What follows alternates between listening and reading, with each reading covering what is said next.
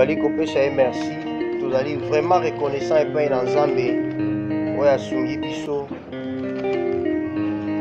Tozangi eloko ya kopesa ye, tobonzeli ye mitema na biso.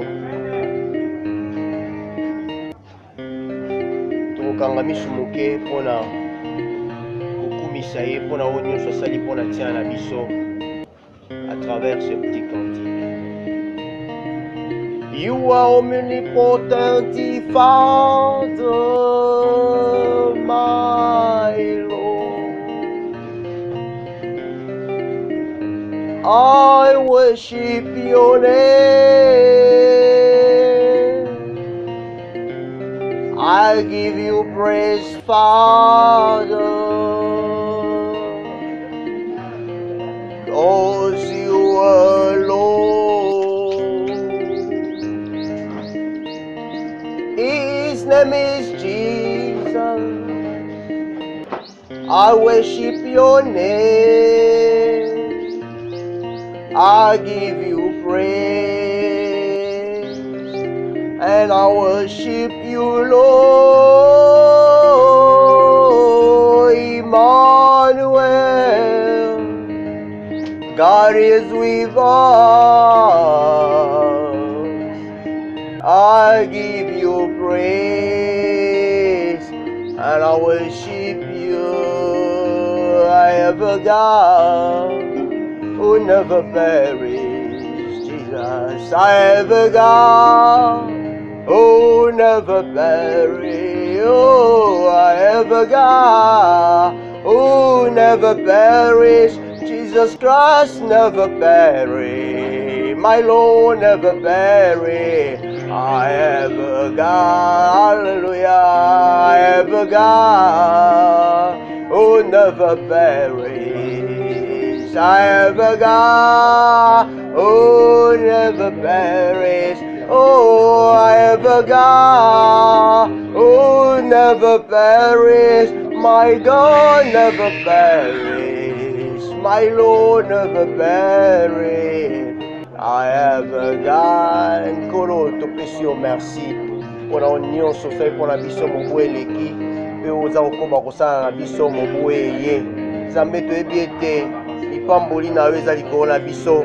Tozali kocompter sur ta bénédiction. Nous comptons sur ta bénédiction qui produira tout ce dont nous aurons besoin. Oh Seigneur, merci sur le tout petit mot qui est profond, qui nous reste à te dire, qui nous reste à exprimer. Merci Seigneur, merci Seigneur, merci Seigneur Jésus. Amen. Tokotanga na Genèse. Totangi na Genèse, chapitre 14. Tobandi na verset 17, Bible lobi. Après qu'Abraham fut revenu vainqueur de Kedorlaomer et des rois qui étaient avec lui,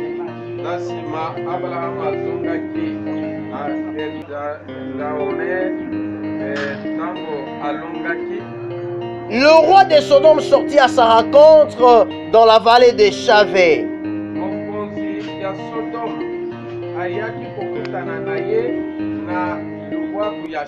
qui est la vallée du roi. Melchizedek, roi de Salem, fit apporter du pain et du vin.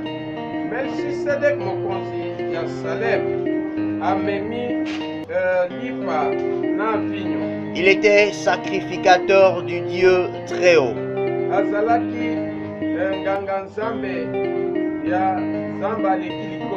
Il bénit Abraham.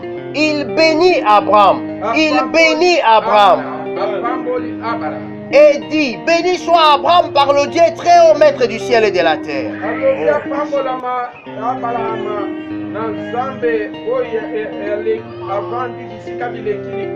Béni soit le Dieu très haut qui a livré tes ennemis entre tes mains. Et Abraham lui donna la dîme de tout.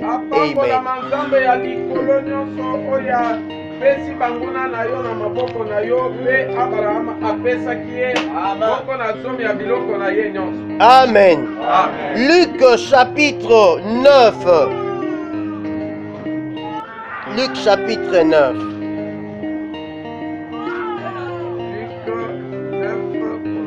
verset 16, la Bible dit, Jésus prit les 5 pains et les 2 poissons.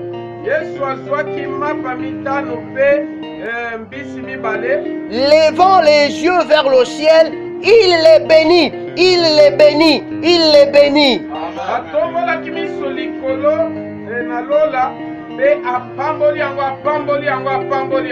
Puis il les rompit et les donna aux disciples afin qu'ils les distribuent à la foule.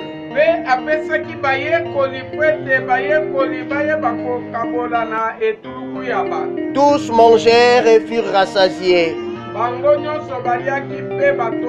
Et l'on emporta 12 paniers pleins de morceaux qui restaient.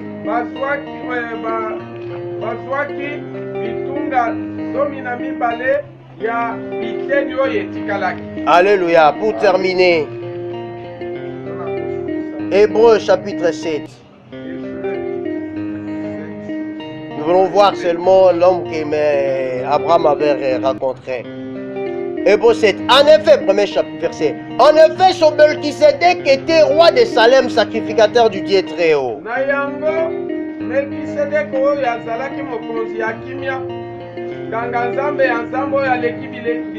Il alla au-devant d'Abraham lorsqu'il revenait de la défaite du roi, quand il a vaincu le roi.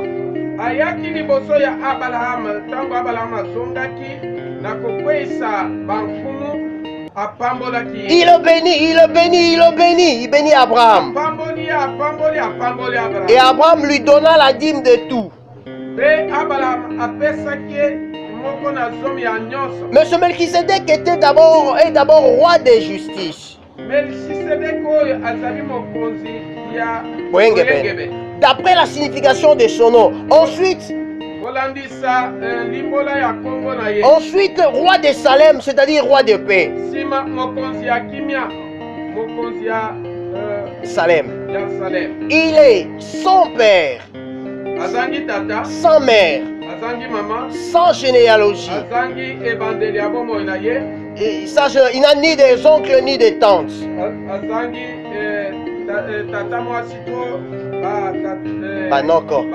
Il n'a ni commencement de jour ni fin de vie.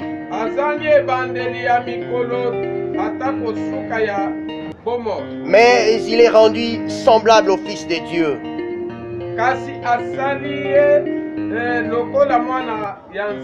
Ce Melchisedec demeure sacrificateur à perpétuité. Amen.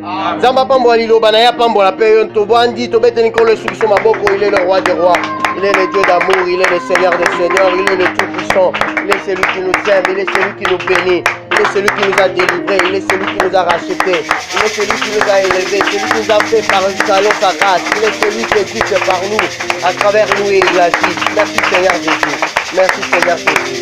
Amen. Amen. Bien-aimé, na makomi ototangi mususu etikali ototangi te. Babi Yesu Kristo akutanaki na badisiple ya Emmaus, akute na bango na nzela, bazolia munoko, bazosolola, bazolimayima. Babi me moko mutu tomonaki aza mokonzi oyo tomonaki azalaki na nguya, azalaki kosala miracle, azalaki puissant en parole et en acte. Tokoyaki tokanisaki ete yenda kodélivrer Israël, akodélivrer biso na bombo ya baromain. Mais tala akufi, ça fait 3 jours tozomona ete toyebi te akomi nini. Yesu abimeli bango, atamboli na bango, abandi koexplike bango makomi. Azoexplike bango alobi bozosola nini, bayebisi ye. Bayebisi bango abi bino boye tangaki makomi te, botangaki bapsaume te, botangaki baprophète te, botangaki Moïse te. Ekomamaki ke mutu Moïse azali kolobela ke esengeli aya. Moïse abaki na kotemisa bino prophète mosusu lokola ngai oyo akoyoka ye te, akolongwa kati na Nzambe na bana na Nzambe, oyo akondima ye akotangama mwana na Nzambe. Botangaki te na bapsaume bazoloba un prophète viendra. Le Messie viendra. Mobiki siakoya, Nzambe moka kokita koya. Botanga kite ba prophète bazo bisabino. Un enfant nous est né, un fils nous est donné. On l'appellera Père éternel. Magouya nyoso kitaliko na ye. Yenda kobiki salibota. Arazala Nzambe kati na bato. Emmanuel. Boyoka kite. Te singela kia. Anyo komana epai na bamboko ya bato. Pesi manango akufa. Pona kobiki sa mokili mobimba. Akosekwa na sima mikolo misatu. Babi oui. Oui, tout le monde qui m'a camboana. Mais vous avez comprendre te. Mais bakoma ki comprendre muke makomi maintenant bakoma ki pensa te. Mais bazo bati oazo so na biso nani. Alléluia. Kola ngaka ke la bango musika a expliquer bango makambo ebele. Mais bango batali ba moni moye koti. Babi le quoi pe buto yingeli. To lala aw. Sika bakoma ki. Alléluia. Yesu ebisi bango bina ngana ke na bino musika. Ningala mema bino musika. Mais le quoi bo lembi bo bitu stick suka awa. To suka kakao. Zamba zaba to beleka na biso awa inga mema bango musika. Aninga ke na bango musika na mozindo. Azo inga mema bango na makambi nene. Me batu bamoni baza ya kolemba. Babite le quoi mo ekoti tikata awa. Mais bazo bate o azala za moya boyenge bene. Il est le soleil de justice. Même si il boutou est yé, il y a mon rabouté. Ticket Nzamba qui est nos musiques en 2020. Ticket Nzamba fortifié mais maillot qui est nos musiques en 2020. Ba revenu na yo ekola. Ba revenu na obozu na yo ekola. Nzamba memo musique en 2020 et pas au Kana quitté. Bien aimé. Tant que ba vandi so bibola pesa bango ka keloko ngo. On a ki bango. Atu ba obuza na nini ya kolia. Ba bisi tout ça et l'autre côté, obeli po tout ça na yango, azui yango. Apamboli yango. Apamboli yango. Apamboli yango. Abuki yango. Alléluia. Tango abuki yango bibelobi, misu na bango efungwami. Ba komona o azaki nkolo Yesu. Kolo tamboli na biso mobembo mulai boye omitalisa te. C'est-à-dire ba eko comprendre parce que mukolo ya suka vandaki na bango na mesa. Tango nyonso bandaki ko fete na bango Pâques. Azalaki ko zwa lipa pe vinyo. Azalaki ko buka. Parce ko rappeler bango lobi o eza nzoto na ngai. Na buki yango. Pona tina na bino. Boka quitté prophète Esaïe lobi. Il a été frappé à cause de nos péchés. Et il a été brisé à cause de nos iniquités. Le châtiment qui nous donne la paix est tombé sur Jésus. Et c'est par ces meurtrissures que nous sommes guéris.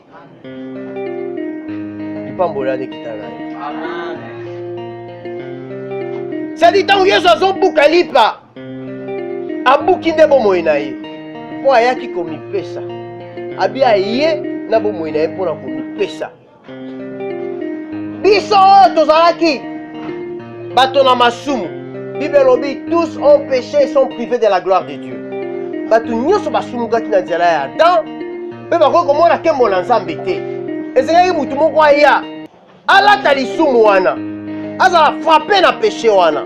Et tout moi c'est quoi likolo na biso quoi likolo na ye. Po biso tozo akimia. Et il était brisé. Alléluia.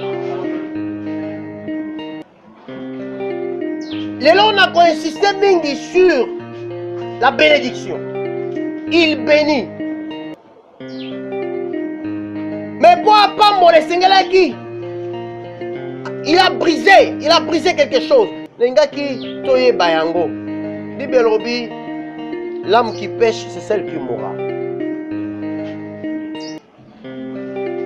Mutoya sumuki et tout et Seigneur qui t'anaï.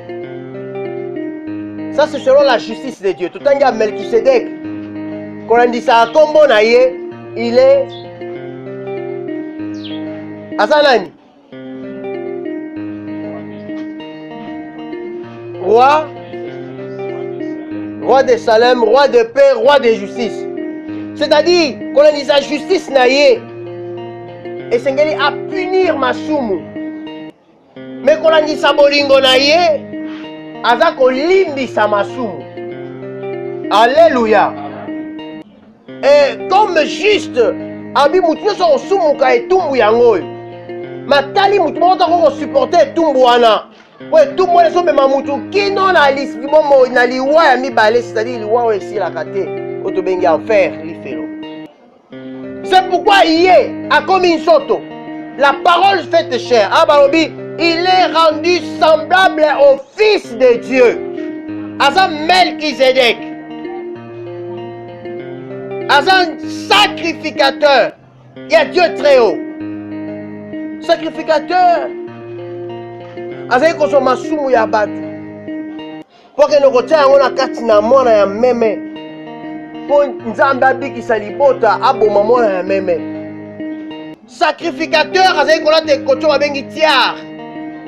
Tiare wana ntango nzambe azoyebisa Moïse asala yango ezalaki pour que masumu nyonso bana Israel bazokosala ekweya likolo ekoti ya sacrificateur me eboma ye te. Alléluia.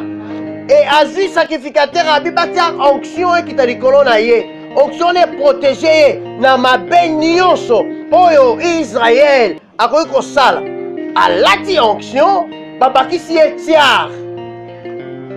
C'est pourquoi tout serviteur de Dieu qui impose la main sur le peuple de Dieu doit avoir l'onction pour permettre ye mabe ya mutu wana ye epai na ye te. Parce que ceux qui ont imposé ma main, ma belle icône à moto, soit tu participes à ce péché, soit tu participes à sa malédiction, soit il y a pas péché à ma bé. Alléluia. Alléluia. Et Bible lobby, sacrificateur. Bah, comment qui est belé parce que souka ya bomo ina bango ezali ko permettre bango te ba continuer. Un sacrificateur après autant d'années na ko mukolo na longwe ngai Aaron na tikeli Eleazar. Eleazar azui apesi na mususu pe bongo na bongo. Alléluia. Mais ah ba biso sacrificateur oyo. Babi d'abord azana tata te azanga mama. Aza ba noko te batata mwasi te, aza généalogie te, aza ba leki na ete, aza na ba kulutu na ete. Alléluia. Hein? C'est-à-dire Azana abota makite. So il n'a pas les commencements, les débuts de jour. Il n'a pas les commencements de jour. C'est-à-dire, abotama kite, pour mikolo na ye banda kotanga, pour banda kotanga mikolo na ye. Ni fin de vie, c'est-à-dire, souka pe abomoi, ezate. Et il est devenu semblable à un fils de Dieu. Babi, c'est Melchizedek, ce sacrificateur, azali ko demeurer, azali sacrificateur à perpétuité, azali sacrificateur éternellement. Azali sacrificateur soukate, c'est-à-dire ba on wana bazaki ko souka po bomo ina bango ezali ko sila mais eloko bomo ina eza ko sila te akoki ko souka te et ba on wana bomo ina bango ezali ko souka babi sacerdoce aaronique, sacerdoce lévitique ezalaki transmissible. Soki ngai na longwe na transmettre na moninga, soki ngai na se sujet indigne na pasoli yamba na ngai na transmettre un sacerdoce. Mais oya ye eza transmissible, akoki ko transmettre yango te parce qu'il reste vivant éternellement. Il est sacrificateur. Et ye a eu onction supérieure likolo na ye. Yala takitiar te, Yesu ye kolata véritable tiar. Babi mukolo ba memaki na Golgotha. On l'a vu que lié le col à roi, il pouvait porter une couronne royale. Alléluia. Amen. na ekulusu na ye bayebi que il est roi. Même si les juifs vont reconnaître en côté, parce qu'il n'est pas seulement le roi des juifs, il est le roi des rois. Balobi, comment qui peut être commis à Moutouna quoi? Le roi des juifs. C'est-à-dire il est roi. Alléluia. Parce que Asa, sacrificateur, selon l'ordre de Melchizedek, roi de Salem, roi de justice, roi de paix. Donc Asa, roi. Alors, ce n'est pas la tiare. On va l'attaquer. On va l'attaquer en gros pour ébattre la bango. Mais il y a ça qu'on a tango pour yemoko. Et c'est un gars qui a imposé ma bango pour na yikona yemoko. Masumu oya libota. Et qui t'a dit qu'on a yemoko. C'est pourquoi, Bible obi la Genèse. Nzamba la kera qui m'appelle. Alors, bi mokili tango adan sumuki. Alors, la terre te produira des épines et des ronces. Nzube wana de Israël bakendeki kozwa basali yango ekoti ya nzube bapikoli mabele nzube ozaki na mabele parce que mabele eza moto asumukaki ye nde abotaki nzube rose épine bazwi bapikoli yango babi okokumba yango to kokufa mabele okokoka te topesa oyo akoki na yango nde bazwi banzube wana batie na mutu na ye bafini yango na mutu brutalement ebimisi makila ebimi eruissele na elongi na ye. Et c'était que pour que tu sois sauvé. Et directement, ma nyonso parce que ba épine ba ronce et sa conséquence ya ma nzamba a maudissaki ma belé bazu yango balongoli yango na moto bati yango na véritable homme qui pouvait apporter ça, Jésus-Christ de Nazareth. Nde alati ko tia nzube ebimisi makila etangi makila nezotanga. Jésus-Christ prie Azob Sambela parce que Yemoko Azaki Agneau Azaki Teloko la sacrificateur parce que quand tu es sacrificateur ça signifie que on a quelque chose à sacrifier, tu as quelque chose à présenter, mais lui n'avait pas autre chose à présenter si ce n'est lui-même, si ce n'est son propre corps qu'il a brisé, si ce n'est son propre corps par lequel il a porté les iniquités du monde, les péchés de toute l'humanité. Et c'est pourquoi il a commencé à prier sur lui-même, agneau de Dieu. Sur lui-même, agneau de Dieu. Rappelez-vous, tant où Jean-Baptiste a monarchié, Israël, voici l'agneau de Dieu qui ôte le péché du monde. Israël batali, le prophète batali, le sacrificateur batali, le sacrificateur habite au bomi banyamebele pour rien. Nous sommes agneau de Dieu qui ôte le péché du monde, c'est celui-là. Toko kangaye, toko sa agneau soto zoye, akufa pona mokili. C'est pourquoi ce que tangi Bible romona, baza koyebisa Pilate wabi esengeli mutu moko akufa na ne lokola oyo, na mwa lokola oyo. Esengeli mutu moko akufa pona batu nyonso. C'est pourquoi balobi te to bimisa Barabas, babi te Barabas aza masumu. Makila masumu, makila ne osani, erobikisa motote, il a le péché. Tu as besoin d'un sang divin, tu as besoin d'un sang sans tache, tu as besoin de makila bonsambe.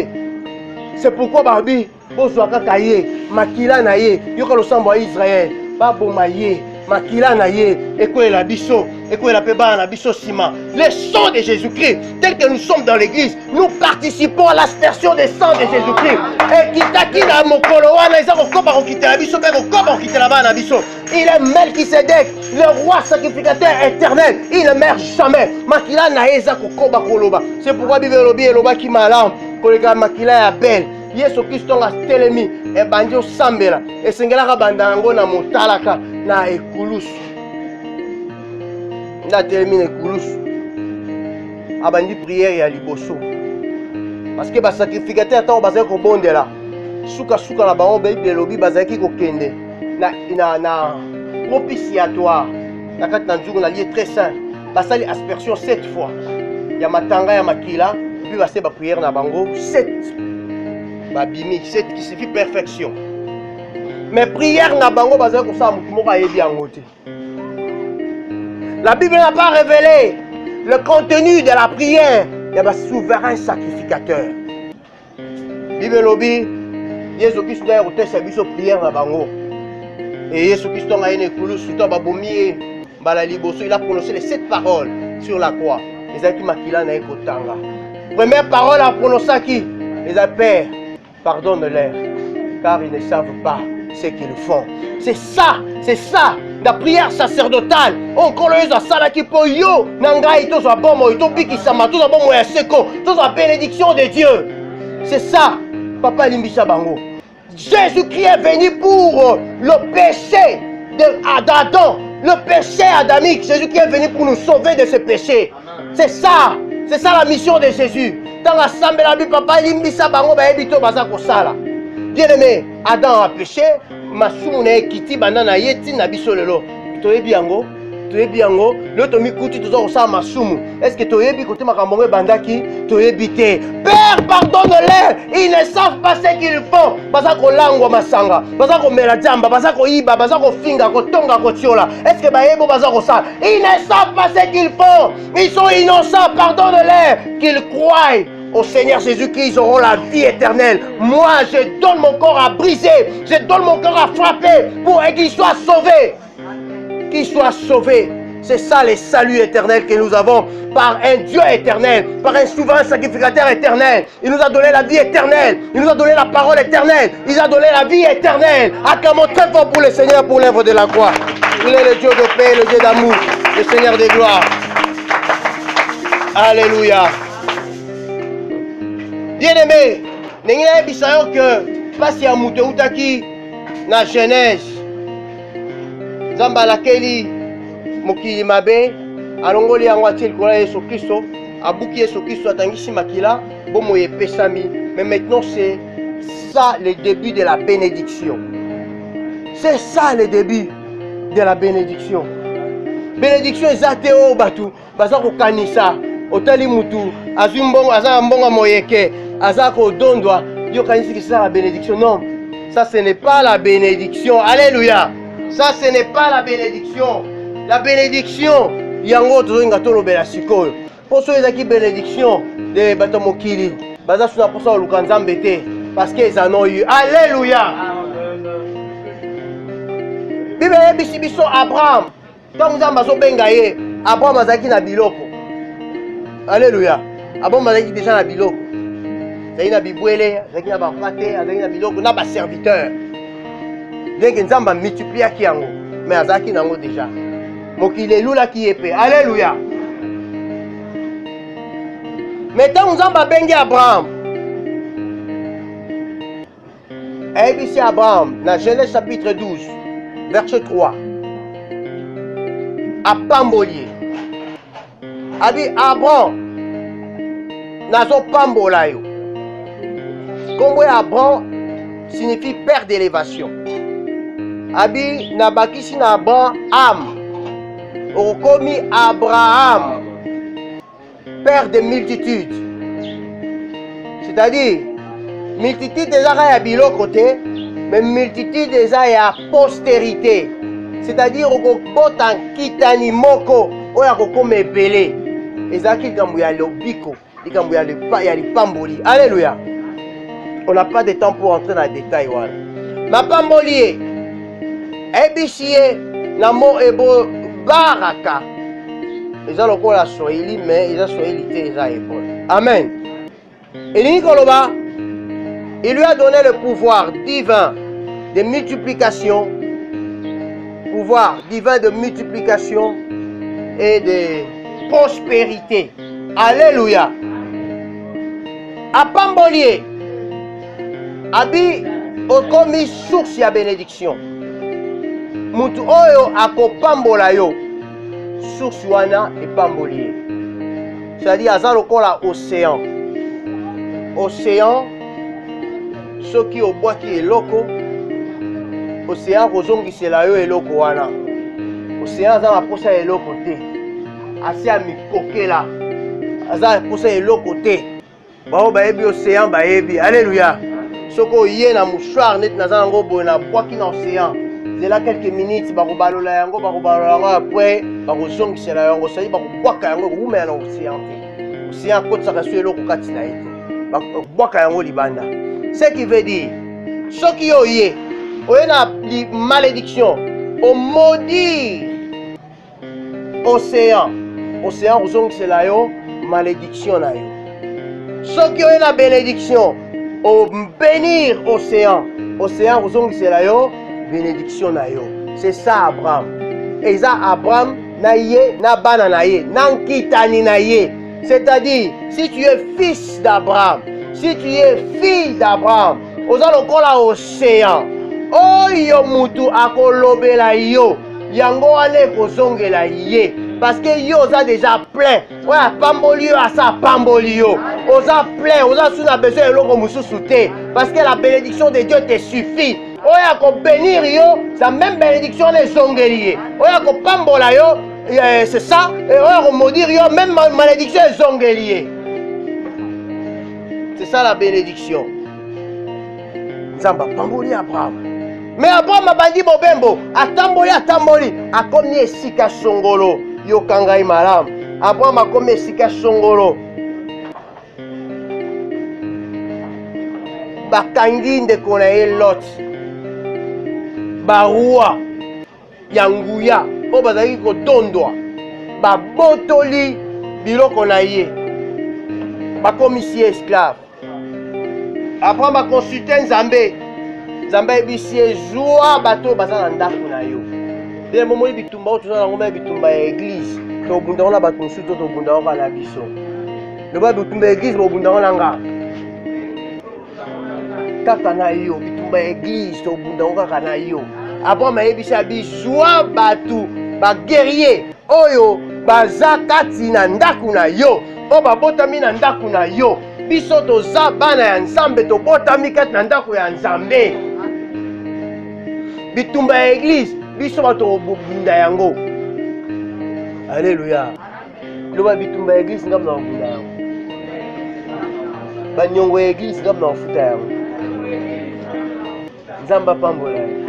Nzamba pambola yo. Nzamba pambola yo. Amen. Bien-aimé dans le Seigneur. Nzamba ebisi Abraham. Zoba oyo babotami kati na yo. Kende na bango. Bakei kobundisa ba armée ya bamboka ebele basangana. Tangu babundi. Bible lobi balongi. Nzamba abundisaki abundelaki bango. Tangu Abraham azosonga. Na babiloko nyonso azwaki. Mais tango bato bakenda bitumba ba militaire. So bokei bobundi bolongi bazwaka biloko nyonso eza wana. Alléluia. So kute na mutu koza makasa omema yango, ozwi yango. So kute na biloko, kute na nini, kute na or, argent, babenga yango butin de guerre. C'est permis ozwa yango. Abraham azwi biloko nyonso. Na oya ye o babotolaki. Na oya loto babotolaki. Azwi susu na oya bango akutaki.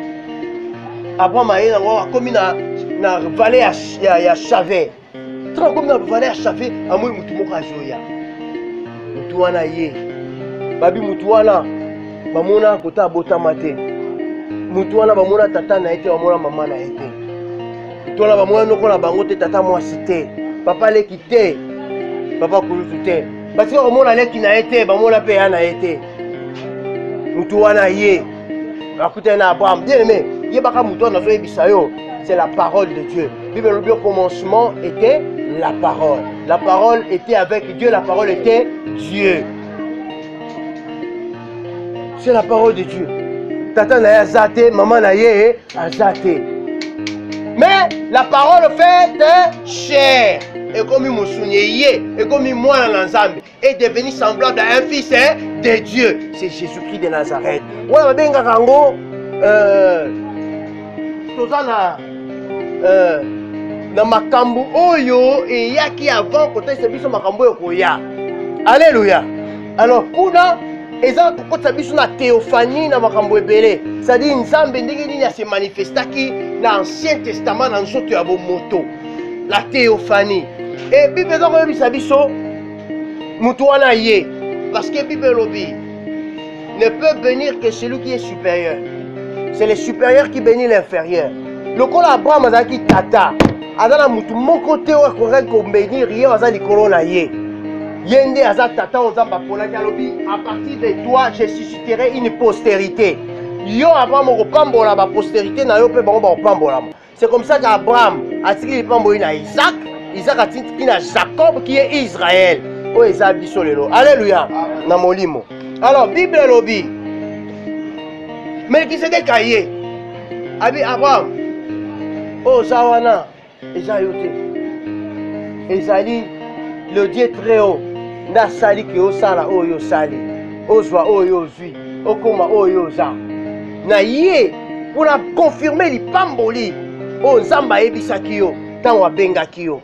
Et je dois te bénir. Lipamboli wana ezalaki ya postérité. Soki otengi na bagalate na baromain omona balobi la postérité. La postérité c'est nous en principe. La postérité nasi na tibisa biso yango postérité spirituelle ya baétoile na postérité ya mokili. Alors Bible elobi tango nzamba ye, c'est pourquoi je cite aujourd'hui de la bénédiction. Aye koyebisa Abraham nzamba pambolaki yo nazo confirmer lipamboli wana aye epai na ye abuki lipa. Alléluia.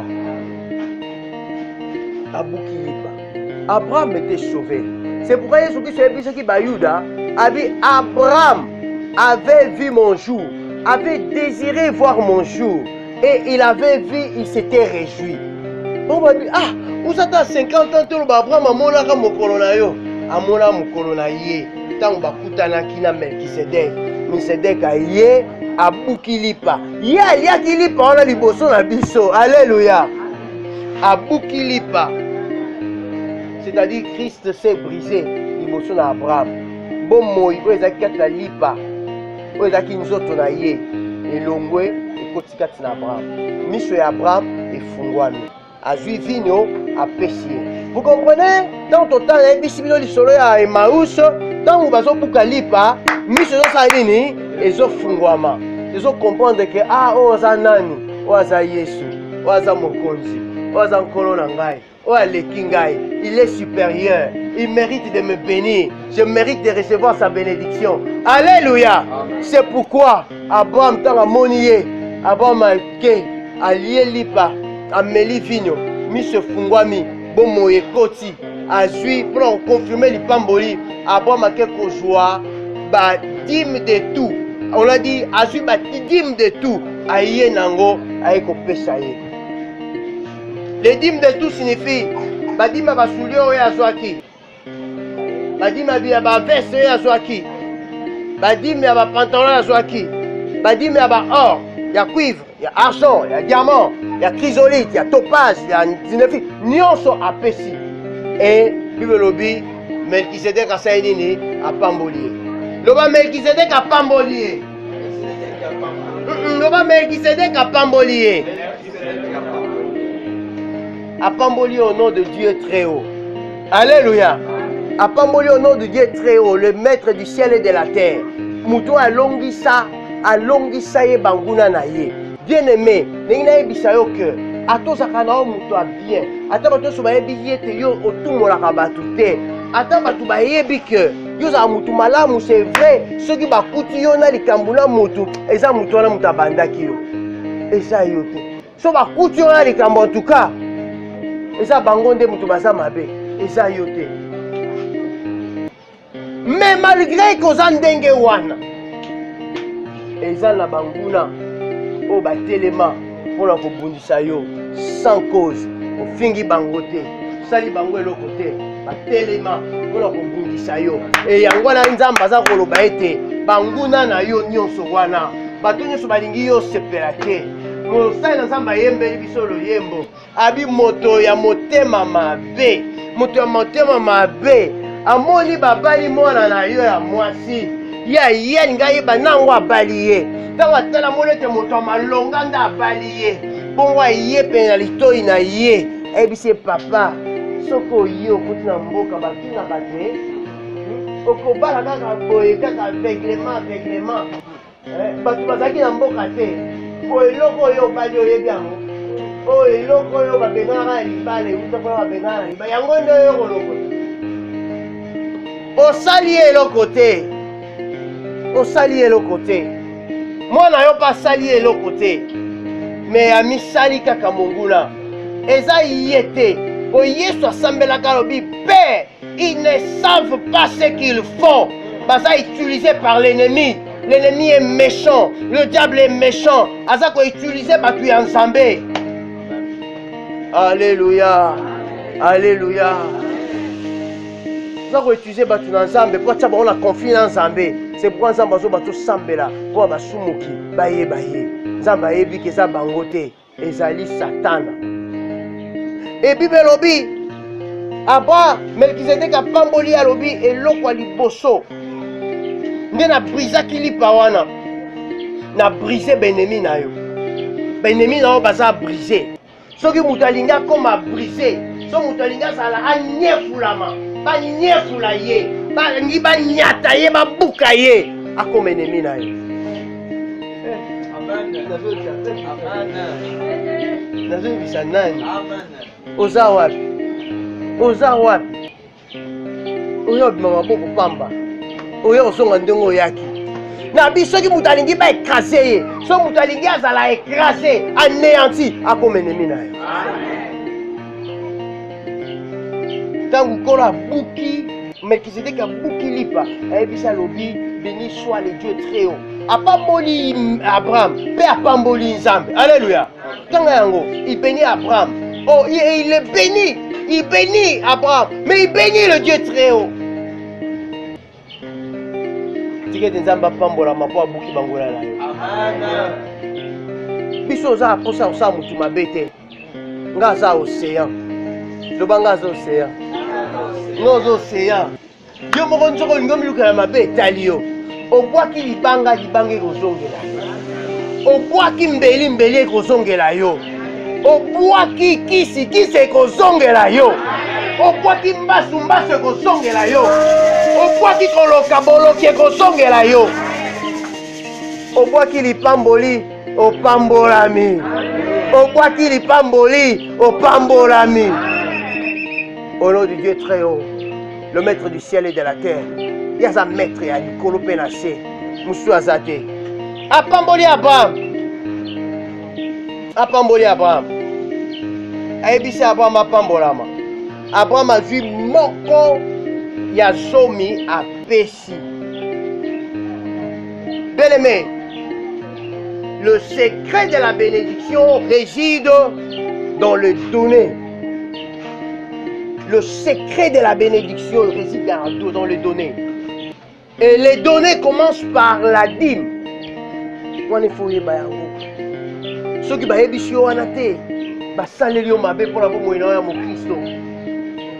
le secret de la bénédiction réside dans les données. Et les données commencent par la dîme. Bible lobby. Soko tangi na Malachi. Nzambe azotuna aza nyongwa nani?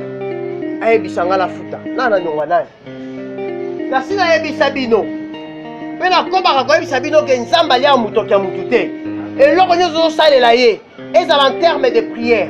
Ezala en terme ya kosala musala kati na église. Ezala en terme ya donner. Ezala en terme ya koevangeliser koganye ba âme. Nzambe akofuta yo. Nzambe aliaka mutoki ya mutu te. Abi nazala nyongwa nani aloba na futa ye. Nazala nyongwa nani. Nani asengaki na pesi te. Banda na pema. Pema osala nango eza ya yo. Santé osala nango eza ya yo. Bongo bonzengo na pesi bino. Oyebi ke bino nyonso ngam na omona bino. Oza kitoko makasi na tongo. Ngam na omona bino ngam na otémoigner. Ngam na otémoigner. Na luka muto ya kodéclarer aya kocontredire ngam na zo témoigner. Je vois. Alléluia. Oza ya kopambolama. Nzambe asope bino mafuta na ye. Nzambe apesi bino bomoi na ye. Nzambe apesi bino. Abi 2020 eza ya yo. 2020 eza ya yo. Akokende na yo musika. Akokende na yo musika. Banguna baza brisé. Au nom de Jésus. Otaka bana ona lisu mabe aza brisé. Ami bongisa ba ko meme na chaise roulante. Aza brisé. Aza brisé. Bien-aimé Bible lobby. Nzamba tunda bina sa nyonga na loba na futa. Ayebisi bino abango lobi boya na ndako na trésor na batim na bino pe na bofrande. C'est-à-dire à lobby pour la kolakisa que la bénédiction commence par la dîme et les offrandes. Bon offrande eza ebele. Na ba offrande tout ça na ba action de grâce. Tout ça na ba offrande on va bien ordinaire, mais ordinaire, c'est l'offrande de la vie, c'est-à-dire, on soit bien à tout ça, c'est offrande, mais ça, offrande de la vie, c'est-à-dire quoi? C'est-à-dire, nous allons reconnaître que j'ai la vie, j'ai cette vie, ce n'est pas par moi-même.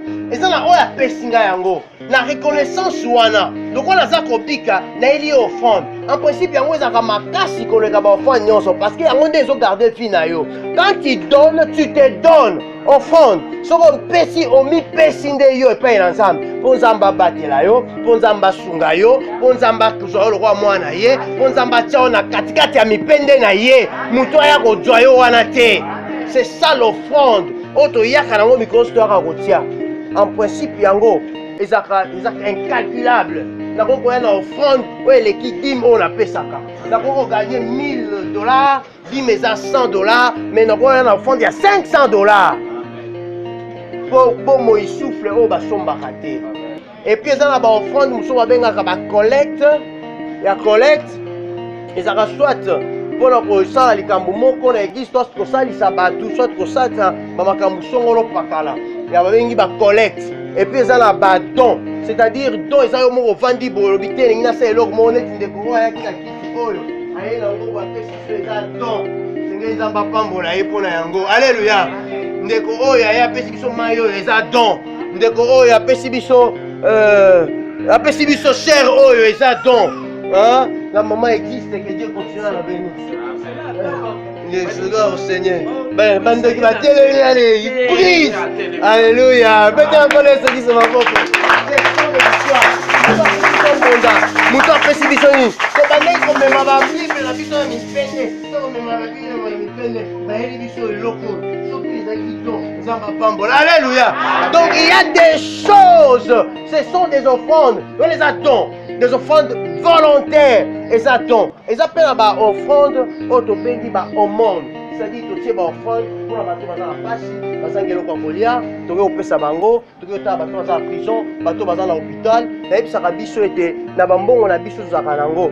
Nzambe atanga kambongo ya ba prisonnier. Na bambongo na biso. Yo liaka ngo mikonos.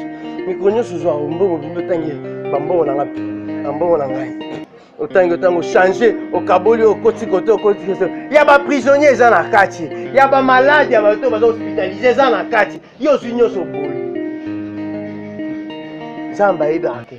Ba mongo na bango pezali. C'est-à-dire tous en a ba au monde, eux c'est ngel to pesa ba au fond des ébélés. Alors, tango Abraham a moné le Coran et il a été enseigné que Nazareth besoin Melchisedec habiter na pesa les dîmes de tout ce que j'ai ici.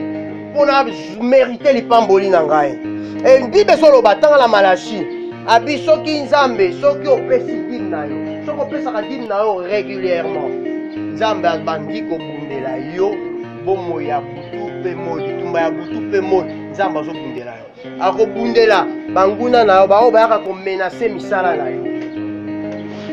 Ako bundisa ba yaka ko menacer ba bilona na yo, ba grenier na yo, ba récolte na yo, biloko nyonso. Nzamba ko bundisa bango. Soko tanga soki ndeka ko zongo na Malachi c'est bien. Nabi Nzambe oui Malachi 4. Qu'est-ce qu'on dit? Nzambe ako bundisa ba bundisa kayo, ba bundisa ako multiplier vie na yo. Vie na yo ako protéger yango. Ako pambola misala ya maboko na yo. Ça, c'est le secret de la dîme. Et c'est belé, nous n'avons pas le temps de le dire. Mais nous avons renouveler. Regardez même 3. Malachi 3. Donc, Nzambe, Aza, pour renouveler 2020 après Chibiso. Mais c'est que na lipamboli na ye. Lipamboli na Nzambe au salete. Oh, nous sommes malamu tokozwa. Et qui m'a biso na maboko no kite. Oh nyonso ya malamu tokozwa tokobungisa yango te na makambo ya pamba pamba tokosalela yango tokosepela na yango tokojouir na yango hein à partir à 10 un homme tranquille d'abord un homme tranquille. Est-ce que moto kokosa Nzambe Quand vous me trompez bozokosa ngai en quoi t'abonnes bobi tokosio na nini na badi pe na bofond vous êtes frappé par la malédiction. Bobetami la malédiction, c'est-à-dire muto azaka frapper la malédiction, ça pas opé sa kadimité. des malédictions mutako la kelo mabepe suyo. Mais soki opesaka dîme, ata tata na yo, mama na yo, noko na yo, tata mwasi alakeli yo mabe, abi yo komona bolamu te, ekoya te parce que opesaka dîme na yo. Bozo kosa ngai bino mboka mobimba. Bomema na ndako ya bobombi misolo nyonso, badime nyonso. Po ete bilei ezala na ndako na ngai. Mettez-moi de la sorte à l'épreuve. Bomeka ngai. Il est aimé déjà. Elobi yawe na bibele. Et vous verrez si je n'ouvre pas bokomona soki na kofongola te mpo na bino yoka. les écluses des cieux. Maninisa ya lola, bafenetre kofongama na lola. Tango pesi dîme. La bénédiction à la bonne. Pe na koyeba korepandre lipamboli ya kofuluka likolo na bino. Pour vous, je menacerai celui qui dévore. Mpo na bino nakoya komenase mutu yaka kobebisa biloko na bino, misala na bino. Pas les fruits de la terre. Pe akodétruire bambuma ya misala na bino te. Et la vigne ne sera pas stérile dans vos campagnes. Bavinyo na bino kozanga kobota te, kobota ekozala na boboti. Ekozala ekomba te, elobi yawe na bibele. Toutes les nations vous diront heureux. Bikolo nyonso bakotala yo, bavoisin na yo nyonso bakotala yo, babi ya solo oza mutu na esengo. Car vous serez un pays de délices. Bokozala libota oyo ya esengo ya biloko epele, elobi yawe. Donc la bénédiction c'est là. Tango Abraham apesi ye, ya nzambe abénir ye. Nzambe abénir ye, mais pene avec lipa, avec navinyo. Nangi na yebisa biso parce que bao tozalaki na veye toteyaki makambo oyo, mais toyingi kosisa, toyingi koloba boye.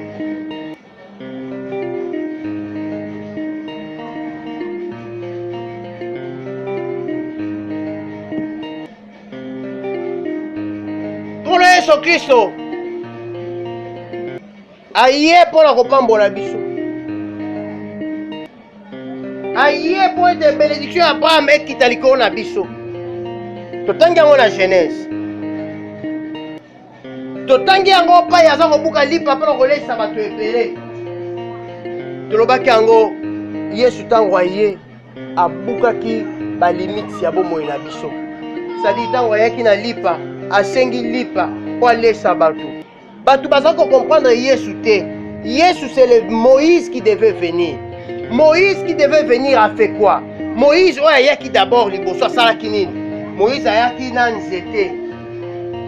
Ayaki na nzete oyo Yawe apesaki ye. Na nzete oyo Yawe apesaki ye, ezalaki symbole ya ye moko Yawe, c'est-à-dire ya liloba. Ayaki na nzete wana. Nzambe ayebisaki alobi nzete oyo nde okosala nango makambo nyonso. Voilà ce que Moïse a fait. Azwi Israël na nzela ya nzete wana liloba, abotoli bango epai ya Pharaon. Alongwe na bango epai ya Pharaon. Na nzela ya nzete wana mai epasuki. Bible lobi, il est celui qui ferait le chemin là où il n'y en a pas. Donc atie nzela pa nzela ezalaki te. Israël akatisi. Na nzela ya nzete wana banguna oyo balingi baemprunte nzela wana mpona koya koboma Israël, bazindi na mai bakufi. E na nzela ya nzete wana ayisengelaki akende abeta rocher. Abeta rocher, rocher eza nini? Ebimisa mai. Mpe Israël azali komela mai. Mai koto ezalaki bango bayebaki te, bango bazali na esobe, mais avec nzete wana mai ebimaki. Ntango bakomi basengi mapa, bazwaki mapa. Ntango bakomaki basengi mbisi misuni, bazwaki musuni. Ntango batambolaki, bilamba na bango ebebaki te, basapatu na bango ebebaki te. Epe bazalaki ezalaki zamba désert, babete sauvage bazalaki, mais ata moko te apusanaki pembeni na bango. Oyo ezalaki likonzi lipata, likonzi ya lipata na butu mpe na moi, likonzi na moto ezobatela bango. Lion moko te, serpent moko te apusanaki ayebana kosua bango, parce qu'ils avaient la bénédiction de Dieu. Ils marchaient avec l'homme de la provision, l'homme de la providence. Oyo ezalaki Jésus en Moïse, mais maintenant Jésus est venu lui-même. ABC Bango. Et comme Moïse élevant les serpents des raies dans le désert, il faut que le Fils de l'homme soit élevé. Oh, nous sommes la moi na moto, akobika akokufa te. Ata ba nyoka mokili ezali ekosala eloko te. Ata mokili na menace nango ba kosala eloko te, parce qu'il regarde au Fils de Dieu. Et le Fils de Dieu azana nyonso. Yo za wana za komona ye. Na biseki biso na butu butu wana batu bayaki bayekoli baye babi tozongisa batu bake toza na eloko ta olesa bango Nkolo Yesu Kristo alobi bokopesa bango ya kolia bango mpe bayaki wana bazomona eloko bakozwa te me Nkolo Yesu azalaki wana alobi ya kolia ezali awa etangu bayaki na lipa wana ewutaki epai na mwana moko kati na fulu mutu moko kati na fulu ayaki na lipa wana ntango aye nango epai na Nkolo Nkolo azwi yango abuki yango mpe apamboli abuki yango mpe apamboli oh bien aimé Nzambe asunga biso on aura le temps ya kodévelopper makambo tozoloba oyo po eza ebele awa na Bible abuki apamboli alobi Nzambe napamboli mapa oyo nabuki eza balimite oyo ezalaki na mapa ezalaki limité pour 5 personnes mais bato bazalaki 5000 personnes sans compter les femmes et les enfants et c'est que là beaucoup à limitation oyo ezalaki na mapa wana pour 5000 personnes les femmes et les enfants commencent à manger et quand on a brisé la limitation de pain les hommes et les femmes et les enfants ont commencé à manger aujourd'hui c'est une nourriture demain c'est une nourriture le lendemain c'est une nourriture le surlendemain c'est une nourriture Nzambe a multiplié la nourriture pour la 2020 chaque jour la 2020 on s'en a relié à terre parce que tu donnes une offrande qui brise la limitation à bon moyen. Offrande de la limitation à bon moyen. Tango au pesi yango. Tu n'as pas besoin de makambo ebele pour na yo. Un seul mot suffit. Limite, il y a un revenu na yo, c'est-à-dire bosu na yo. Mbongo na yo suka kana $100. Soko sali commerce ou sali makasi soko zui penza oh changer $100 on a dit ah ça changer mundele muko wana mundele wana o dépenser ngo te o so bomba ngo lelo bombi yango na poche le bolongo lo bité kokweya OK nango okotsongo na livre okangi le bizongo yo zo livre faut la déplacer ngo olongoli yango OK na muto ambeto kotisi obombi le buto place eza danger namona bana bazosakana ozolongoli yango otomboli armoire okotisi na se lobi kuna oyebi bango ekovanda wa te olongoli yango okoti na plafond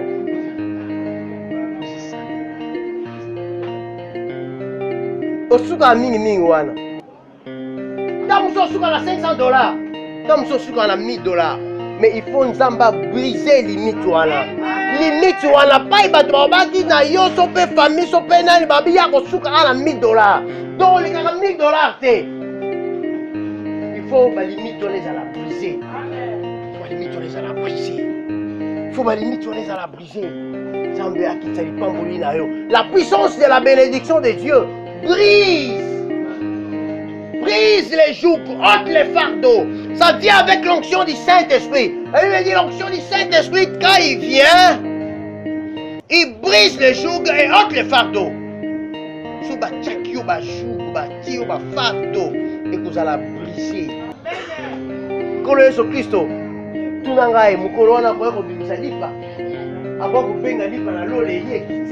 il en avait le pouvoir. Alléluia. Malobité non sala ngobongo te. Il faut mutu moko mwana moko na kati awa. Aya na lipa. Pona pambola ye. Pona briser limite na ye. Mwana nazalaki na ba panier mibale. Panier moko de na dembisi. Panier musu ezalaki na 5 pains. Et tonda ki kutu te. Mais tangu Yesu azwi yango, balobi a briser yango. Limite nango exili bato babandi kolia. Donc bato babandi kolia. Nene biso ke yo bato banda kolia pa na yo. Nene biso ke yo bato banda kolia pa na yo. Bato babandi kolia. Tangu bato babandi kolia, bamoni ke oui, tozolia. Et ça se multiplier. Bon papa baza kindoki. Bakati yo mikate bolia ezo se ate. Ya lokuta, ndoka solo ya ngolo. Alléluia. Babi babandi kolia ezo sila te. Mais pendant que bazolia, ba bassin pe ezo bakisama. Ba morceau musu etika yanga na panier wana. Bazu batie panier moko etongi. Bango bazolia. Mais bedi babi loko etika yanga na panier wana ba bakisi panier mibale etongi. Balobi 12 paniers. 12 paniers etongi. Ma pesaki mitane. 12 paniers tondi. Bongo batato bazalaki wana ya mabumu. O baliaka 7 pains ya pain kanga journée. Bazalaki wana. Bavi 7 pains aboli. Allié. Mais ma pesa kaka. A brisé l'imitation ya mapa.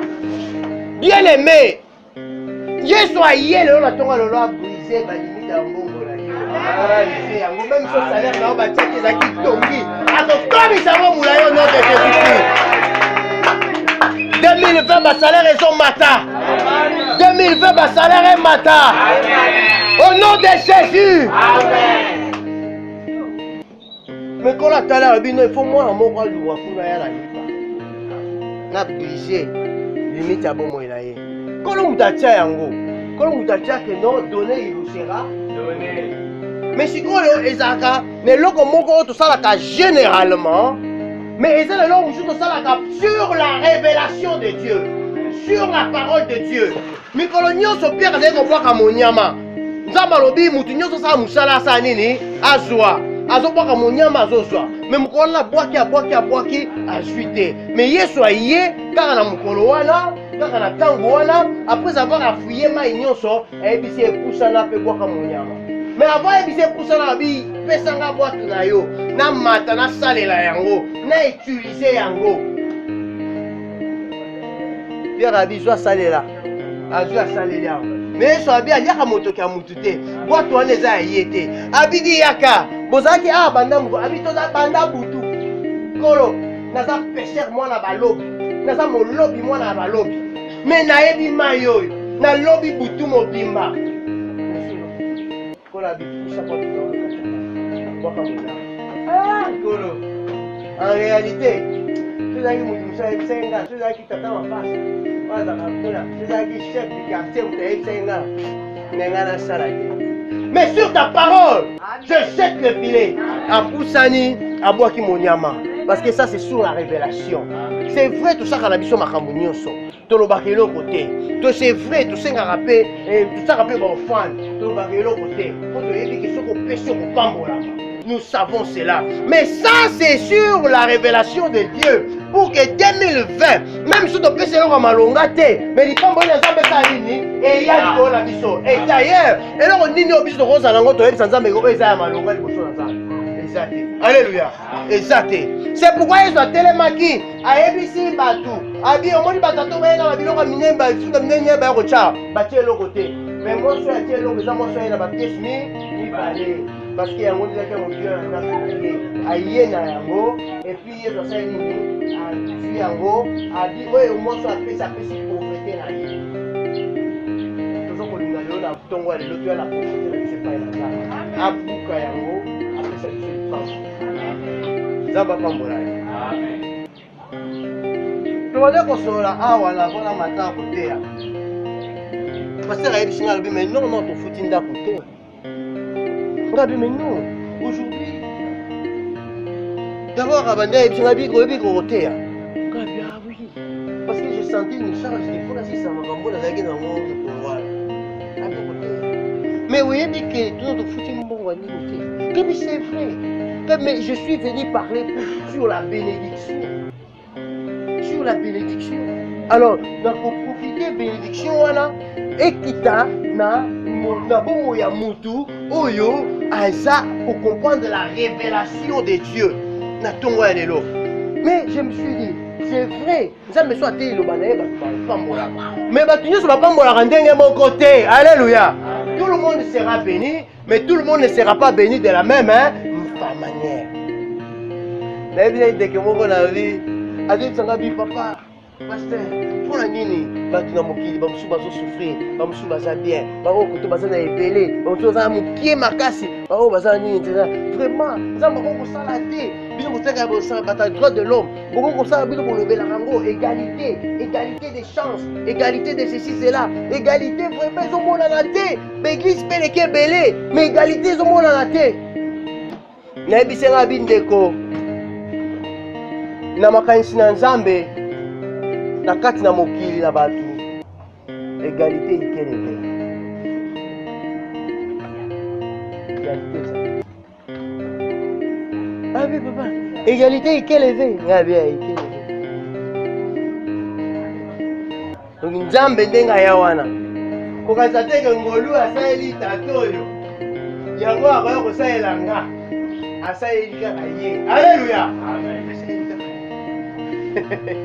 asalela moto mosusu te. Ngolu asaleli moto na nzambe oyo akosalela ngo nga te. Alleluya. asaleli kaka ye. Ngolu asaleli yo akosalela ye te. Ngolu asaleli ye akosalela ye te. Po nzambe azotala mutu na mutu ndenge na ye. Ngolu asalelaki Daniel na kati ya bato bazalaki na bango ebelo bakende na Babylone. Asalelaki mutu mosusu te. asaleli Meshak, Abednego, Shadrach. Ngolu oyo moko na bango asalelaki bato ngolu nyonso te. Yokola biso longo moko motuya. L'amour de Dieu est unique et parfait pour tout le monde. Bolingo na nzambe biso nyonso tozozwa yango lokola ngolu mpona mutu nyonso mpe eza ya kokoka, eza ya kokakola te pour tout le monde. ondimeli Yesu obiki osali loba na nzambe omoni yango oluki nzambe omoni ye. Mais faveur ya nzambe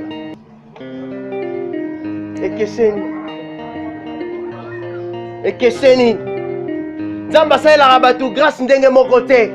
babi faveur grâce ya nzambe eza une faveur immérité. nzambe asalelaka bato ndenge moko te. Mais nzambe mpe asalaka yango kolandisa ndenge moto aza kose comporte liboso na ye. ndenge moto aza kose comporte liboso na ye. ndenge oza komipesa epai na nzambe nzambe asalela bafaveur na ye.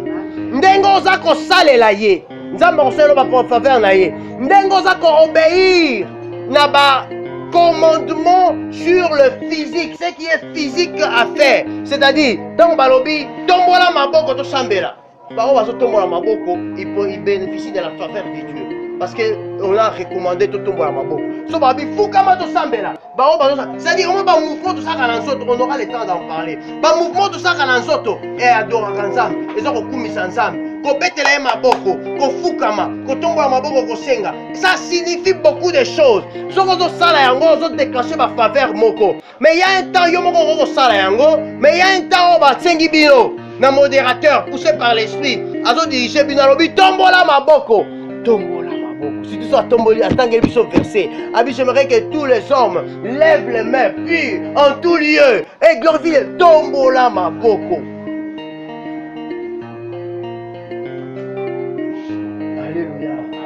Alléluia. Nzambe akodésire yo makasi soki oza koboya biloko yo lingaka mpona nzambe. Tokolobela yango.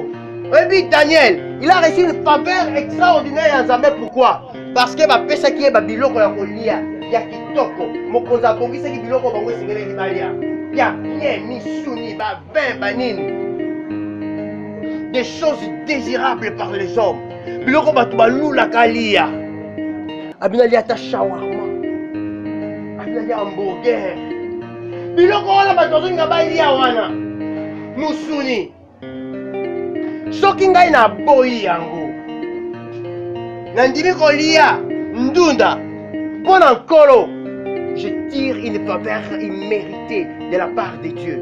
Ndo monaki ba Daniel. Baboyaki babiloko ya musuni ya banini bandimi kolia komela mai pe kolia bandunda ba fruits et ils ont reçu la faveur de Dieu. Bakomi 10 fois plus sage, 10 fois plus intelligent que batu nyonso bazaki na Babylone. Alléluia. Amen. Naingi na sambela tosilisi.